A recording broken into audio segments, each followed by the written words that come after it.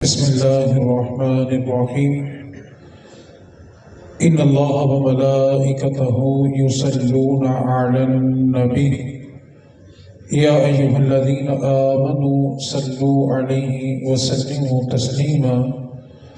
جتنے بھائی پیچھے بیٹھے ہوئے ہیں اگر وہ اپنا رخ سٹیج کی طرف کر کے تھوڑے تھوڑے قدم آگے آ جائیں گے تو پیچھے سے آنے والوں کو آسانی ہو جائے گی۔ نبی پاک صلی اللہ علیہ وسلم نے ارشاد فرمایا، جو مجلس میں کسی کا کندھا پھیلانگ کر آگے جاتا ہے گویا وہ جہنم کی طرف پل بنا کے جہنم میں جا رہا ہے۔ تو مہربانی کریں، آنے والوں کے لیے اذیت نہیں ہوگی، ایک دوسرے کو دیکھیں گے تو کوئی بھی نہیں اٹھے گا۔ آپ اپنے آپ کو چند قدم آگے لے آئیں گے تو آنے والوں کے لیے آسانی ہو جائے گی۔ درود پاک پڑھتے ہوئے سارے آگے تشریف لیں۔ بلغ العلا بکمالہ کشف الدجا۔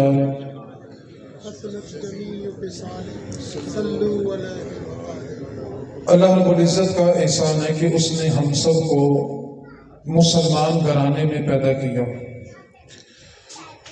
بنیادی طور پہ ہمارا رشتہ رب رسول سے صرف غموں کا رشتہ ہے، اور شیطان کے ساتھ ہمارا خوشیوں کا رشتہ ہے۔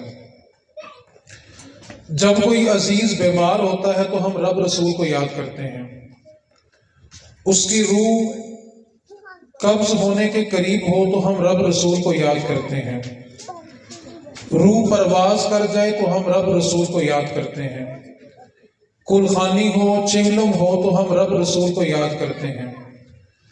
لیکن اگر اسی چار دیواری کے اندر بیٹے یا بیٹے کی شادی ہو جائے تو پھر ہم شیطان کو یاد کرتے ہیں۔ یعنی ہم نے رب رسول سے جو رشتہ بنایا وہ صرف غموں کا رشتہ بنایا ہے، ہم نے اپنی خوشیوں میں رب رسول کو شامل نہیں کیا۔ اصل میں انسان کا جو بنیادی نقصان ہوا وہ اسی بات سے ہوا کہ جس رب رسول نے ہمیں خوشیاں عطا کی تھی ہم نے ان خوشیوں میں اسی رب رسول کو شامل نہیں کیا۔ ہم صرف اپنے غموں میں رب رسول کو یاد کرتے ہیں۔ ایک بات تو یاد رکھیں، انسان کے پاس خوشی کا لمحہ آ جائے تو اس کو انتظار صرف اس ایک کا ہوتا ہے جس سے اس کو پیار ہوتا ہے۔ سارے مہمان بھی آ جائیں تو کسی ایک کا انتظار رہتا ہے۔ تو سب سے پہلے بنیادی طور پہ ہم نے جس طرح غم کے اندر رب رسول سے رشتہ بنایا ہے اسی طرح اپنی خوشیوں کے اندر بھی رب رسول سے رشتے کو مضبوط کریں۔ صرف غم کے موقع پہ رب رسول کی یاد نہیں آنی چاہیے، بلکہ اللہ کوئی نعمت عطا کر دے، کوئی خوشی عطا کر دے تو اس موقع پر بھی اپنے رب کو اور اپنے رسول کو ضرور یاد کیا کریں۔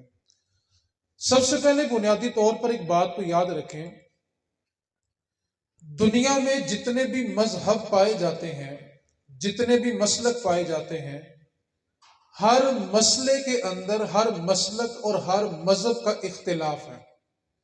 ایک چیز ایسی ہے جس میں کسی مذہب کا بھی اختلاف نہیں ہے۔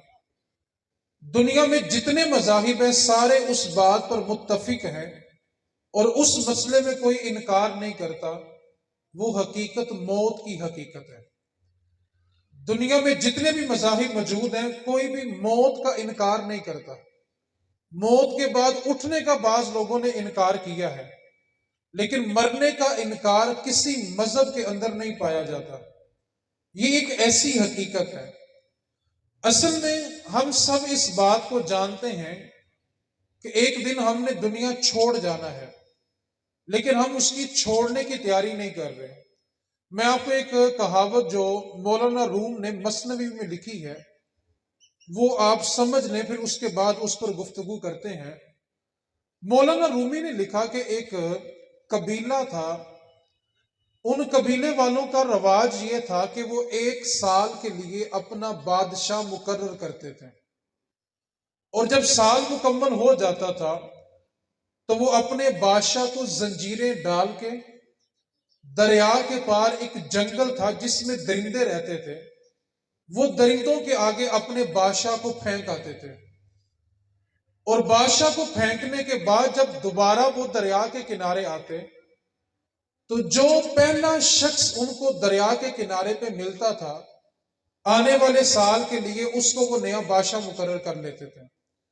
دستور کے مطابق ان کا نظام چلتا رہا۔ ایک سال ایسا ہوا کہ انہوں نے اپنے بادشاہ کو زنجیریں ڈالی اور جنگل میں درندوں کے سامنے پھینک آئے۔ جب وہ بادشاہ کو چھوڑ کے واپس دریا کے کنارے پہ آئے تو جو پہلا شخص ان کو نظر آیا وہ تجارت کی غرض سے، مال خریدنے کی غرض سے اس شہر میں آیا ہوا تھا۔ انہوں نے اس بندے کو پکڑ لیا اور کہنے لگے کہ تو ہمارا نیا بادشاہ ہے، اور اس کو بتایا کہ ہمارا یہ دستور ہے کہ ہم ہر سال اپنا بادشاہ تبدیل کرتے ہیں۔ اس نے کہا دیکھو میں یہاں پر صرف تجارت کرنے آیا ہوں، بادشاہت کا نظام کیا ہے میں نہیں جانتا، اس لیے تم کسی اور کو بادشاہ بنا لو، میں یہ کام نہیں کر سکتا۔ انہوں نے کہا ہمارا دستور ہے، کئی سالوں سے چلتا آ رہا ہے کہ جو پہلا شخص سورج نکلنے کے بعد دریا کے کنارے نظر آتا ہے وہی ہمارا آنے والے سال کا نیا بادشاہ ہوتا ہے، اور تو ہمیں نظر آ گیا ہے۔ اگر تو خوشی خوشی قبول کر لے گا تو اچھی بات ہے، اور اگر تو خوشی خوشی قبول نہیں کرے گا تو ہم تمہیں زبردستی بادشاہ بنائیں گے اور تمہیں بادشاہ بننا پڑے گا۔ اس نے کہا میں بادشاہ نہیں بنتا۔ اب جب انہوں نے اگلی بات کی تو وہ زیادہ حیران کن تھی۔ وہ کہنے لگے پہلی بات تو یہ یاد رکھ بادشاہ تجھے بننا پڑے گا، اور دوسری بات یہ ہے کہ جو سلوک ہم پہلے بادشاہوں کے ساتھ کرتے آئے ہیں کہ سال کے بعد ان کو زنجیریں ڈالتے ہیں اور جنگل میں درندوں کے سامنے پھینک کر آتے ہیں، سال کے بعد تیرے ساتھ بھی ہم یہی سلوک کریں گے۔ اس نے کہا اب تو میں بالکل بادشاہ نہیں بنوں گا۔ ایک تو پہلے میں بادشاہ بننا نہیں چاہتا، اوپر سے تم مجھے سال کے بعد درندوں کے سامنے پھینکو گے، اب تو میں بادشاہت کو بالکل بھی قبول نہیں کرتا۔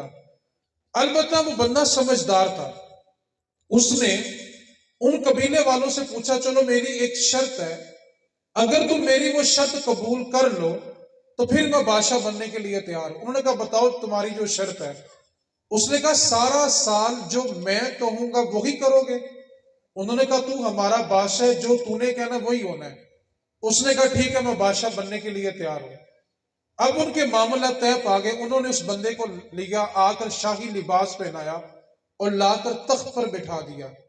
اب بندہ سمجھدار تھا، اس نے ایک فوج تیار کی اور اس کو حکم دیا کہ ایسا کرو جو سامنے دریا کے پار جنگل ہے نا، اس جنگل میں جاؤ، جتنے بھی درندے ہیں سارے قتل کر دو۔ بادشاہ تھا، اس کا حکم مانا گیا، سارے درندے قتل کر دیے گئے۔ اس نے اگلی فوج تیار کی اور کہا جنگل میں جاؤ، وہاں پر جتنے بھی درخت ہیں سارے درخت کاٹ دو۔ اگلی فوج جاتی ہے، جنگل کے سارے درخت کاٹ دیے۔ تیسری فوج تیار کرتا ہے اور کہتا ہے کہ اس جنگل میں جا کر ایک خوبصورت محل بناؤ۔ بادشاہ تھا، اس کا حکم مانا گیا، وہاں پہ جا کے خوبصورت محل کی تعمیر شروع ہو گئی۔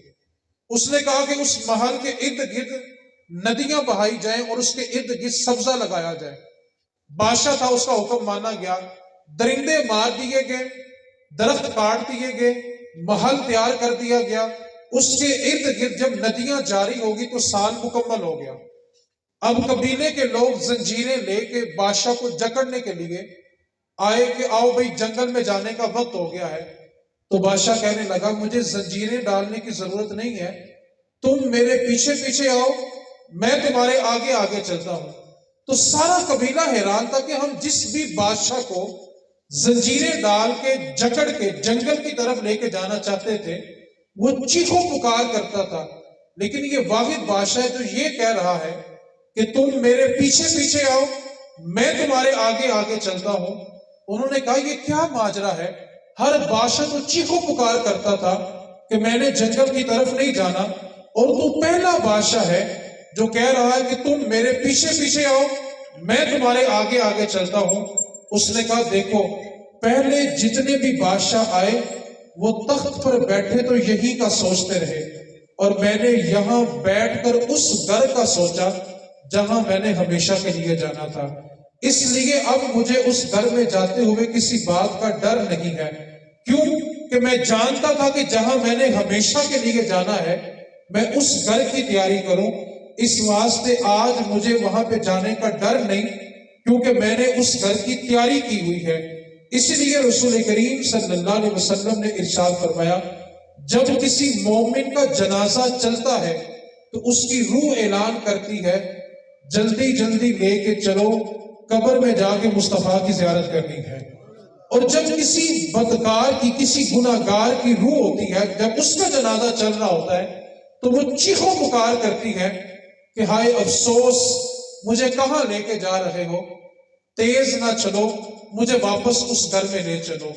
تو جو شخص یہاں پر رہ کر اس گھر کی تیاری کرے جہاں پر اس نے ہمیشہ کے لیے جانا ہے، تو پھر اس کو جاتے وقت کسی چیز کا خوف نہیں ہوتا۔ میں دنیاوی طور پہ آپ کو یہ مثال سمجھاتا ہوں۔ ایک بندہ ہے، وہ سعودیہ میں، دبئی میں، یورپ میں کمانے کے لیے جاتا ہے۔ اب وہ رہتا وہاں پہ ہے، کھاتا پیتا سوتا جاگتا کماتا سب کچھ وہاں پہ ہے، لیکن پیسہ کما کما کے وہ پاکستان بھیجتا ہے۔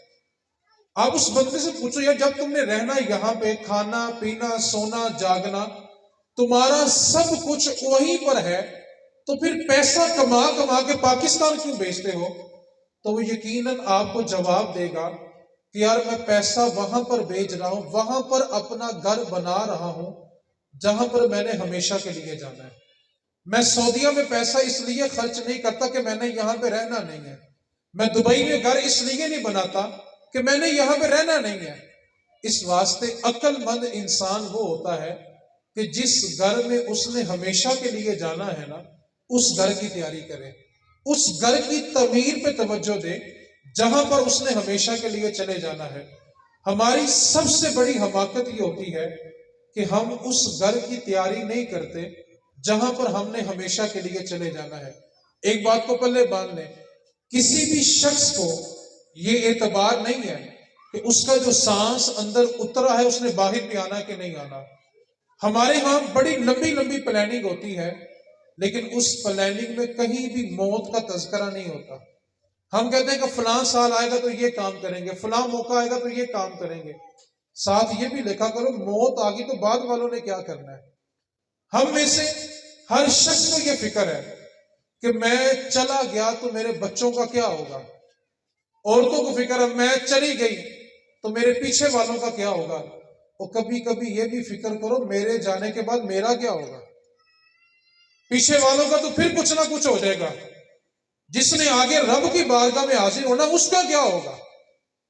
ہم میں سے ہر شخص کو پیچھے والوں کی فکر ہے کہ پیچھے والوں کا کیا ہوگا۔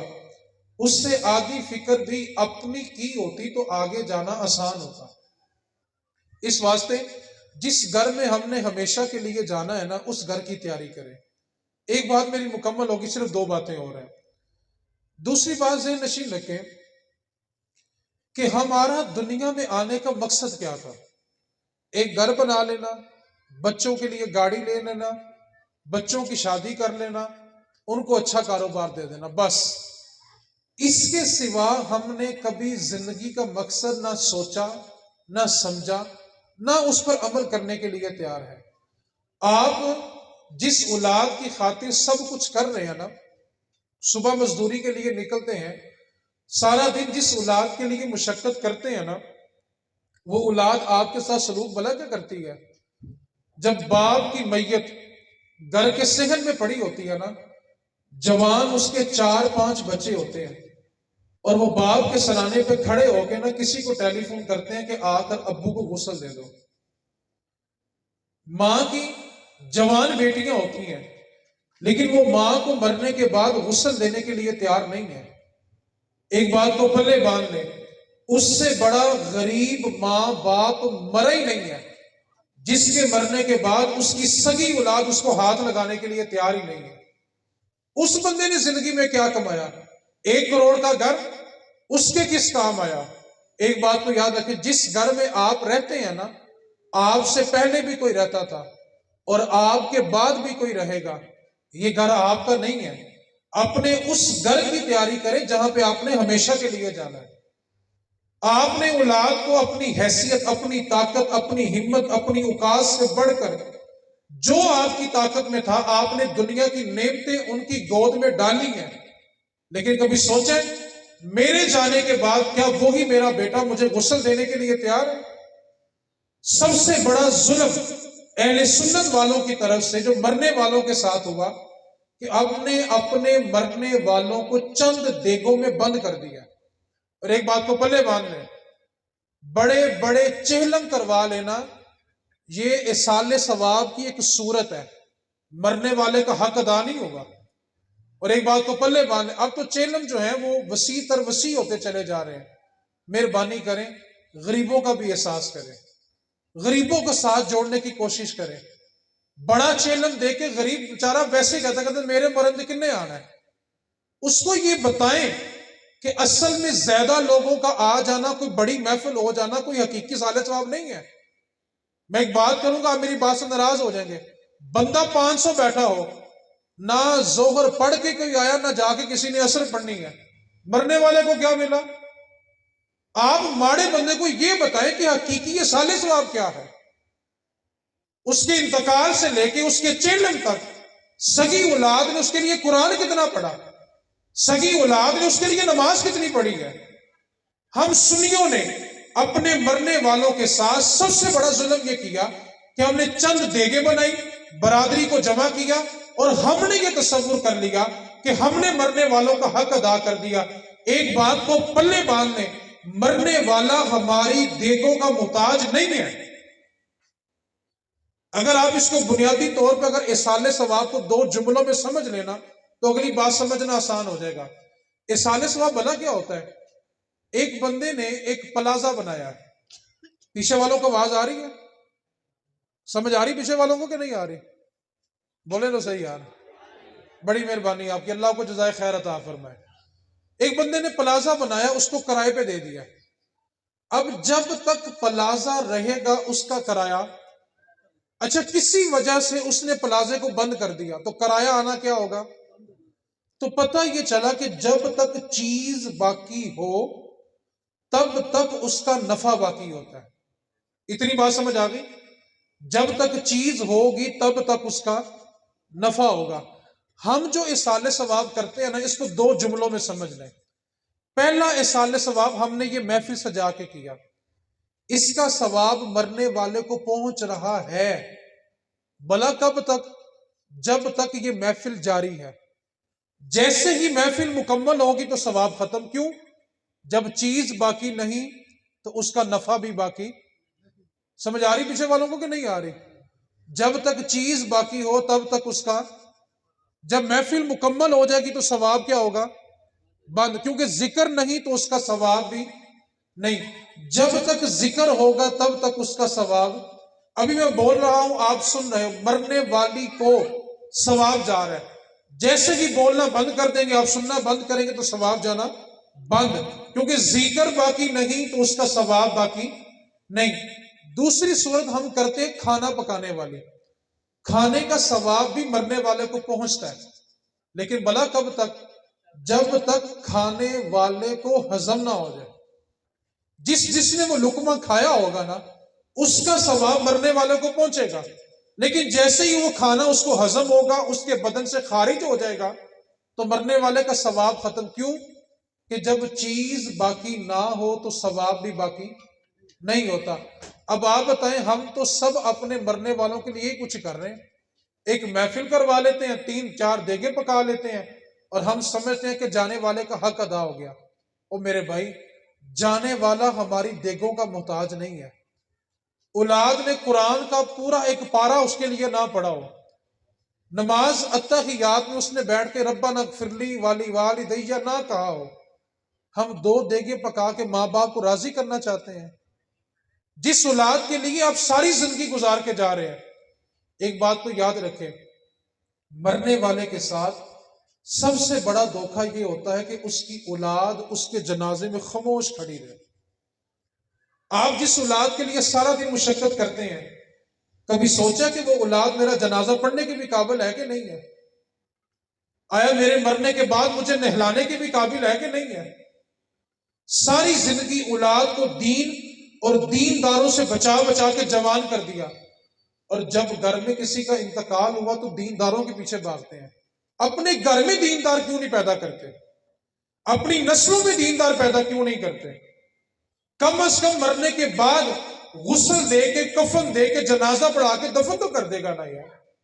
ایک بات کو پلے باندھ لیں، نہلانے والا اپنا ہو، سگا بیٹا ہو، باپ کی شکل بگڑ جائے، بدبو آئے، جسم وزنی ہو جائے، سگا بیٹا ہو تو کسی کو بتائے گا نہیں، اور غیر ہو تو کبھی چھپائے گا نہیں۔ اپنا کسی کو بتاتا نہیں اور غیر کبھی چھپاتا نہیں۔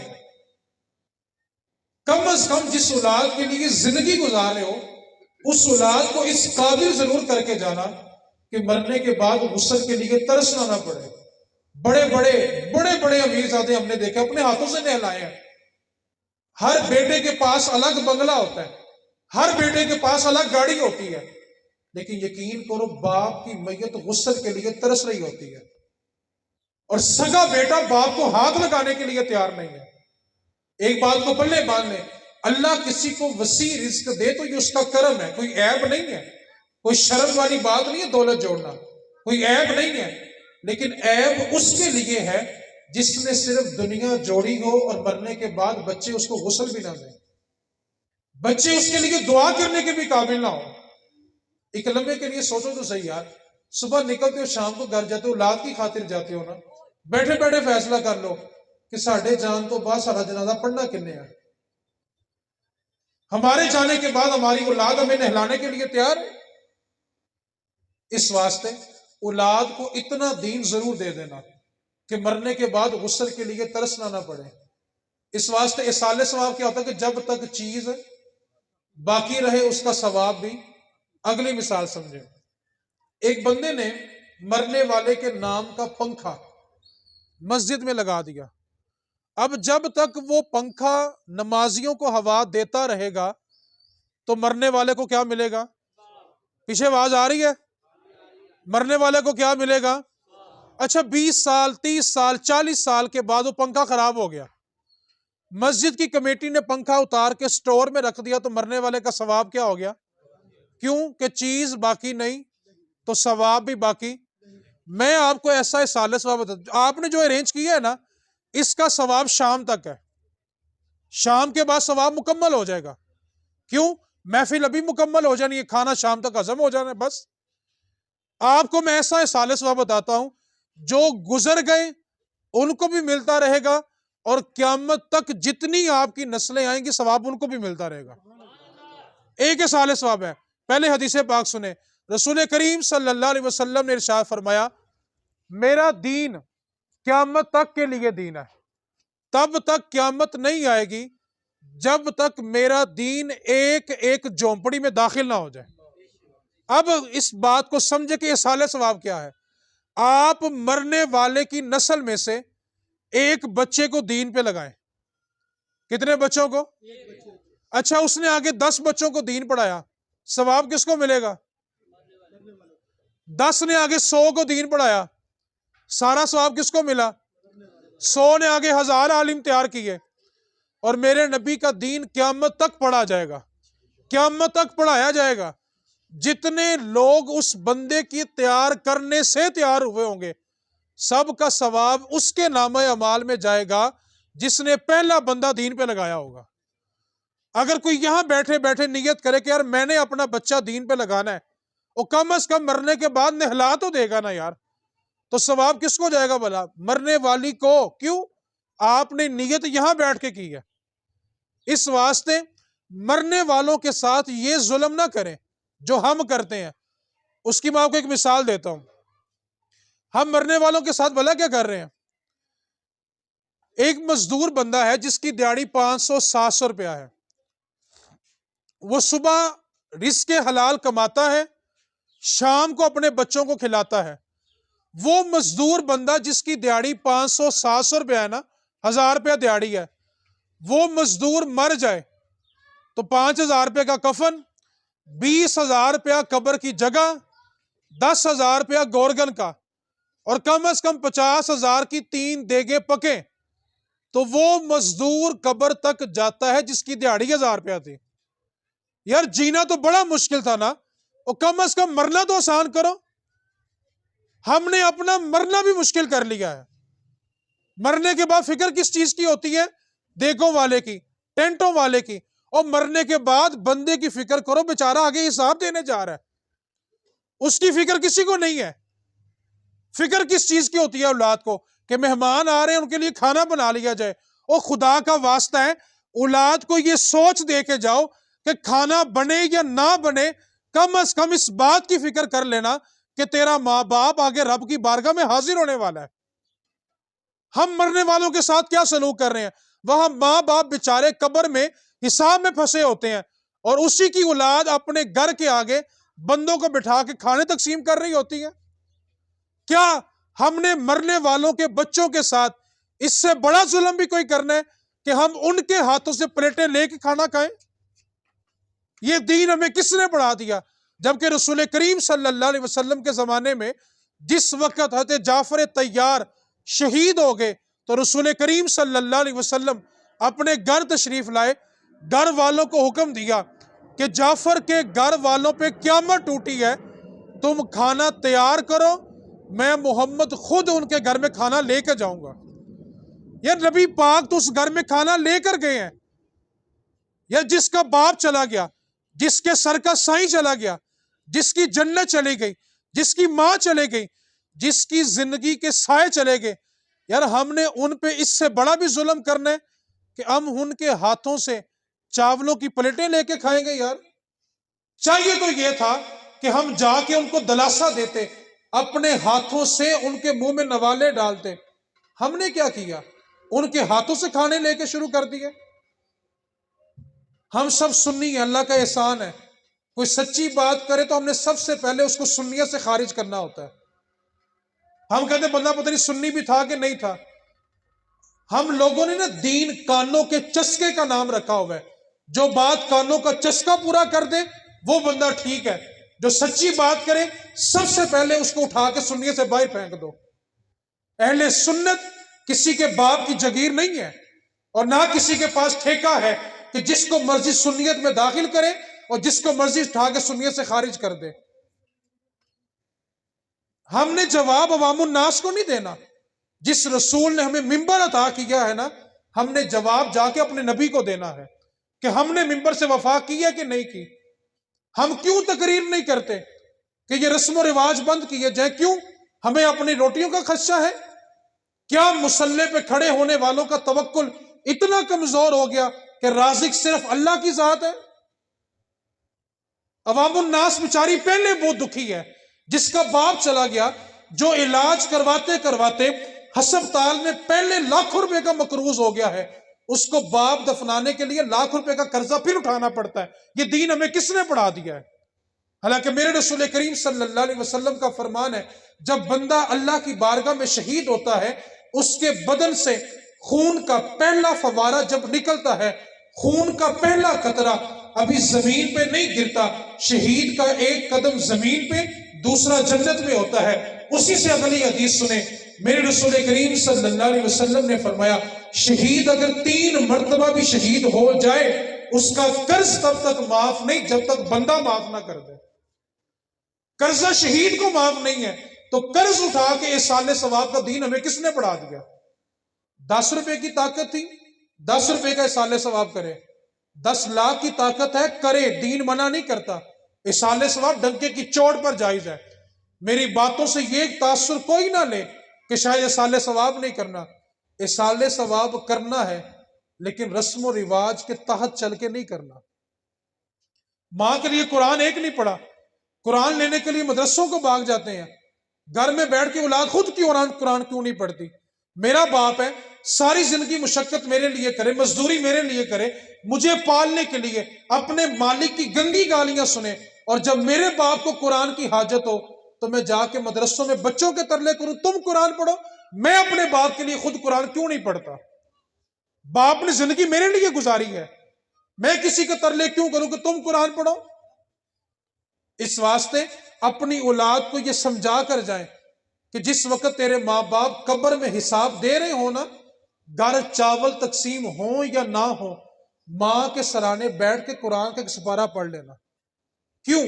میرے نبی کا فرمان ہے، جس جگہ پر اللہ کا قرآن پڑھا جاتا ہے اللہ کی رحمت کے فرشتے اس جگہ کو گھیر لیتے ہیں. یا جب اللہ کے فرشتے رحمت کے ساتھ اس قبر کو گھیرے ہوں گے، نیچے ماں سے یا باپ سے پوچھا جائے بتا تیرا رب کون ہے، اور اوپر سگا بیٹا بیٹھ کے پڑھ رہا ہو الرحمن الرحیم، بتاؤ مرنے والے کو سکون ملے گا کہ نہیں ملے گا؟ اس کا حساب آسان ہوگا کہ نہیں ہوگا؟ میں ایک بات کروں، ناراض تو نہیں ہوں گے؟ ہو بھی جائے، میں نے ابھی چلے جانا ہے، میں نے جواب آپ کو نہیں دینا، ممبر والے رسول کو جواب دینا ہے۔ ہم لوگ اپنے مردے بھی پیسوں سے بخشوانا چاہتے ہیں، ہم پڑھ کے عمل کر کے نہیں بخشوانا چاہتے۔ ہم کہتے ہیں دسو پیسہ کتنا لگے گا؟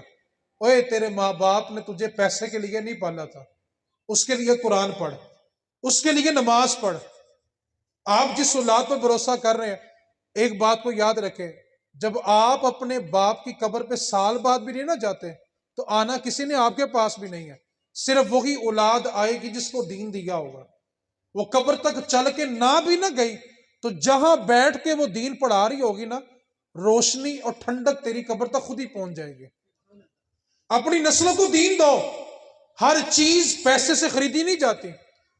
ہم نے مردے بخشوانے کے لیے پیسہ رکھا ہوا ہے کہ اتنا بڑا چیلم ہوگا، سالانہ برسی کریں گے تو بخشے جائیں گے، اور مرنے والے کے بچوں میں سے ایک بچہ اٹھا کے دین پہ لگا دو، سارے چلے بھی جاؤ گے نا، اس کی قبر کی روشنی کبھی ختم نہیں ہوگی۔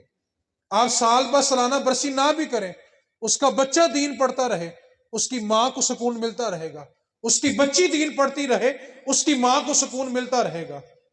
آپ نے جو اہتمام کیا بڑا اچھا کیا، میں کسی کو طنز تنقید نہیں کر رہا، سمجھانا یہ چاہ رہا ہوں کہ مرنے والوں سے اتنی بے وفائی نہ کرے کہ کل کو ہم سے اپنے لیے برداشت نہ ہو۔ اس واسطے ایصال ثواب کا حقیقی مقصد سمجھیں، وہ یہ ہے کہ جب تک چیز باقی ہوگی تب تک اس کا، مرنے والے کے بچے نے کسی ایک کو دین پڑھا دیا، اس نے آگے دین پڑھا دیا، اس نے آگے دین پڑھا دیا، دین تو قیامت تک چلنا ہے۔ جیسے میں آپ سے بات کر رہا ہوں تو سارا ثواب کس کو جا رہا ہے بولا؟ جس نے مجھے اس لائن میں، اس کا ثواب اس کو، جس نے اس کو، اور جس کو میں نے دین پڑھایا ہے، جب وہ کسی کو دین سکھائے گا ثواب کس کو ملے گا؟ جس نے اس کو دین پڑھایا ہے۔ آگے وہ کسی کو دین پڑھائے گا، سارا ثواب اس کا بھی کس کے کھاتے میں؟ اس طرح آپ بھی ایک بچہ دین پہ لگا دیں۔ ایک بات کو یاد رکھیں، جس اولاد کی خاطر سب کچھ کر رہے ہو نا، میرے اختتامی جملے توجہ سے سمجھ لینا، جس اولاد کی خاطر سب کچھ کر رہے ہو نا، ماں باپ کے کفن سے جو کپڑا بچ جاتا ہے نا، اولاد اپنے گھر میں نہیں رکھتی۔ باپ کو، ماں کو جس صابن سے نہلایا جاتا ہے نا، یہ بچے وہ صابن بھی اپنے گھر میں نہیں رکھیں گے۔ جس اولاد کو چوم چوم کے جوان کر رہے ہو نا، میری طرف دیکھنا، مثال سمجھ آئے گی۔ ماں باپ کے بدن سے جو کپڑے اترتے ہیں نا، یوں دو انگلیوں سے اٹھاتے ہیں، اور یہ تو ماں باپ کے کپڑوں کو پورا ہاتھ نہیں ڈالیں گے۔ آپ کس گمان میں بیٹھے ہوئے ہیں؟ آپ کیا سمجھتے بڑا چیلم ہوگا تو بخشش ہو جائے گی؟ آپ میری طرف دیکھیں، اللہ نے جس کو وسیع رزق دیا نا، وہ اللہ سے مانگتا کیسے ہے؟ اس کو تو اللہ کی بارگاہ میں ہاتھ اٹھانا بھی نصیب نہیں ہوتا۔ اس سوچے میں اپنے مالک سے مانگ رہا ہوں، وہ کیسے ایسے پیٹ پہ ہاتھ رکھ کے دعا مانگی جاتی ہے۔ میری بات سے ناراض نہیں ہونا۔ ہم سب گھر میں کیا کہہ کے آئے تھے، کہاں جا رہے ہیں؟ پیچھے والے بولو تو صحیح یار۔ میں جانتا ہوں آپ کا مزاج نہیں ہے ایسی باتیں سننے کا، سنیں گے تو عمل کریں گے نا یار۔ ساری زندگی سنیوں نے گھاٹا کیا کیا ہے؟ بس نعرے لگا لو۔ ہم نے تو جنت اتنی سستی کر دی ہے کہ ایک محفل میں جاؤ، ایک مرتبہ سبحان اللہ کہہ دو ہاتھ اٹھا کے، پھر جنت کہتی ہے کہ تو نے صرف میرے اندر ہی آنا، مر اور میرے اندر پہنچ جا۔ جنت اتنی سستی ہوتی نا تو حضور کے دندان مبارک شہید نہ ہوتے۔ جنت اتنی سستی ہوتی تو کربلا کا میدان نہ لگتا۔ ہم نے جنت دو ناروں کے درمیان رکھی ہوئی ہے، بس جائیں گے، دو چار نعرے لگائیں گے، مرنا ہے اور سیدھا جنت میں چلے جانا ہے۔ وہ جنت اتنی سستی نہیں ہے۔ اور ہمیں کسی نے وہ غلط پٹی پڑھا دی ہے، وہ پاجی یقین کرو جو کچھ مرضی کرو، رب بڑا رحمان بڑا رحیم ہے۔ بلا شک و شبہ بڑا رحمان ہے، بڑا رحیم ہے، وہ جبار بھی ہے، قہار بھی ہے۔ اگر جنت اس رب کی ہے تو جہنم بھی اسی رب کی ہے۔ کسی غلط فہمی میں نہیں رہنا۔ تو جس اولاد کو آپ چوم چوم کے جوان کر رہے ہو نا، یہ تو آپ کے بدن سے اترنے والے کپڑوں کو پورا ہاتھ نہیں ڈالیں گے۔ ابو کا موبائل نشانی سمجھ کے رکھ لیں گے، ابو کی گاڑی نشانی سمجھ کے رکھ لیں گے، چیک بک سب رکھ لیں گے، تو تیرے باپ کے بدن سے جو کپڑے اترے وہ تیرے باپ کی نشانی نہیں تھی؟ ہوش کرو ہوش۔ سنیو، ہوش کرو. کبوتر کی طرح آنکھیں بند نہیں کرتے. کبوتر بلی کو دیکھ کے نا اپنی آنکھیں بند کر لیتا ہے اور سمجھتا بھلا کہ بلی غائب ہو گئی ہے. اس کو پتا نہیں کہ بلی موجود ہے، اس کی اپنی آنکھیں بند ہیں. اپنے بچوں کو ڈاکٹر بنائے، انجینئر بنائے، سب کچھ بنائے، لیکن ایک بچے کو دیندار بنا دینا تاکہ مرنے کے بعد غسل کے لیے نہ ترسو. آپ مجھے بات بتائیں، جواب دیں گے میری بات کا سارے پیچھے والے؟ مرنے والے کا بیٹا اگر ڈاکٹر ہو تو جنازے میں زیادہ لوگ کون آئیں گے؟ پیچھے والے بولو ذرا. انجینئر ہو تو، دکاندار ہو تو، کاروباری ہو تو، اور اگر مرنے والے کا بیٹا عالم دین ہو تو. سناؤ مرندہ مزہ آیا کہ نہیں آیا؟ آپ ایک امام ڈھونڈ رہے ہو تو جنازہ پڑھانے کے لیے، جہاں تک نگاہ اٹھاؤ گے سارے وہ لوگ نظر آئیں گے جن کے سینوں میں اللہ کا قرآن ہر مصطفیٰ کا فرمان. آپ ایک بندہ ڈھونڈ رہے ہوتے ہو. یہ فیصلہ آپ نے کرنا ہے کہ آپ کا جنازہ کیسا ہو. کیوں کہ مولا علی فرماتے ہیں جب کسی کے ساتھ دوستی لگاؤ تو اس بات کو سامنے رکھو کہ تم اپنے جنازے کی پہلی صف جمع کر رہے ہو. جیسے تمہارے دوست ہوں گے ویسی تمہاری جنازے کی پہلی صف ہوگی. آخری جملے ہیں میرے آپ کے لیے پیغام ہے. سب گھر میں کیا کہتے ہیں کہ ہم چیلم پہ جا رہے ہیں. چیلم زندہ بندے کا ہوتا ہے کہ مردے کا؟ بولو صحیح یار. نہیں کہتا کچھ اسرائیل، بولو تو صحیح یار. چیلم کس کا ہوتا ہے؟ اچھا، آتے وقت کیا لے کے آئے ہیں؟ پھل. جتنا قریبی رشتہ اتنا اچھا. پھل مردے نے کھانا ہے کہ زندہ بندے نے؟ تو مرنے والے کے لیے کیا لائے ہو؟ کچھ نہیں لے کے آئے. ہم آئے یہاں بیٹھیں گے، دعا بھی ہو رہی ہے، توجہ کسی اور طرف ہوگی. جو سلوک ہم مرنے والوں کے ساتھ کر رہے ہیں نا وہ کل کو ہمارے ساتھ ہونا ہے. ایسا نہیں ہے کہ ساری زندگی مرنے والوں کو دھوکہ دیا ہو اور لوگ ہمارے لیے فاتحہ پڑھ کے آئے. ایسا نہیں ہوگا.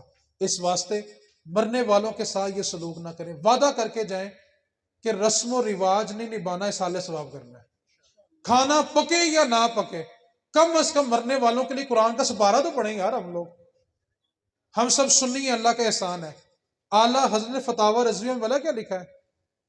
انتقال کے بعد 3 دن کس کے ہوتے ہیں؟ پھر بولیں.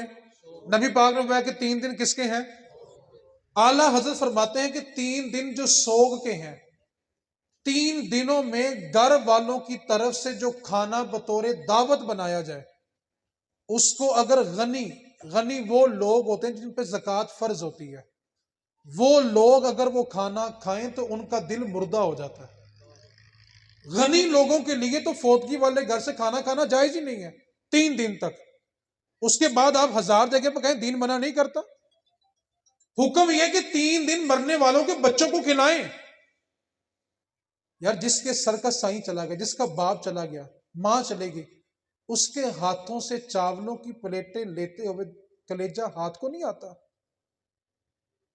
کیا ہم ڈوب نہیں جاتے کہ میں کس کے ہاتھوں سے پلیٹیں لے رہا ہوں؟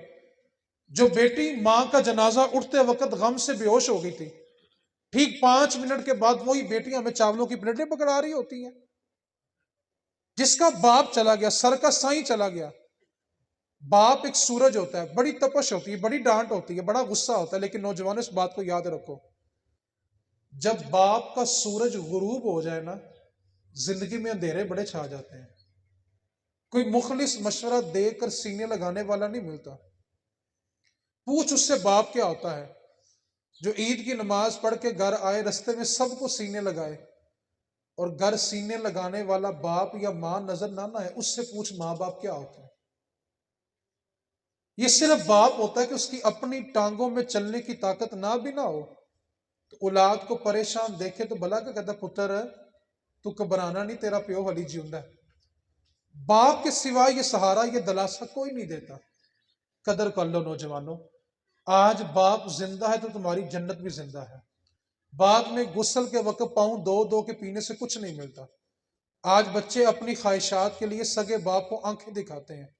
اور نوجوانوں ہوش کرو، باپ ہے تو لوگ تمہیں آنکھیں نکالتے ہوئے بھی ڈرتے ہیں کہ نہ سائیں سلامت ہے. باپ کے بعد تمہیں کوئی نہیں پوچھے گا، اس لیے اس باپ کی قدر کرو. بعد میں غسل کے وقت پاؤں دو کے پینے سے کچھ نہیں ہوتا. قبر کو قدموں کی طرف جا کے چومنے سے کچھ نہیں ہوتا. زندگی میں ماں باپ کی قدر کرو.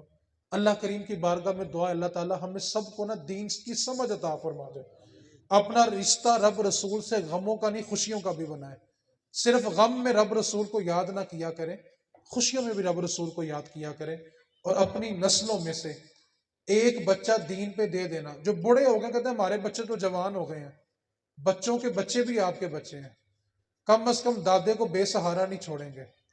آج اگر آپ باپ کی قبروں کے نشان بھول گئے ہیں نا، تو بھول آپ کے بعد والے بھی جائیں گے، لیکن جس نے دین پڑھا ہوگا نا وہ کبھی آپ کو مرجانے نہیں دے گا۔ نسلوں کو دین دے دیں۔ اب جس کے جی میں آئے وہ حاصل روشنی کرے، اب جس کے جی میں آئے وہ حاصل روشنی کرے۔ ہم نے تو دل جلا کے سر عام کر دیا، وما علینا الا البلاغ۔